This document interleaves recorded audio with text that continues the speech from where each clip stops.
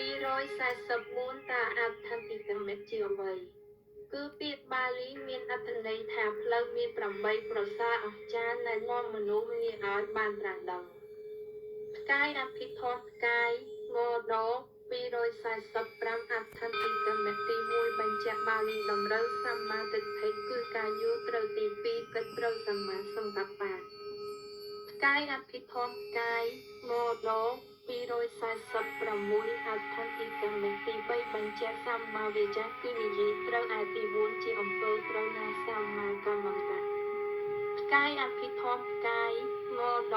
KATABONGNOSGMAI ដល់10 ខមមិននេះផ្កាយ PV4 ខែវិច្ឆិកាឆ្នាំ21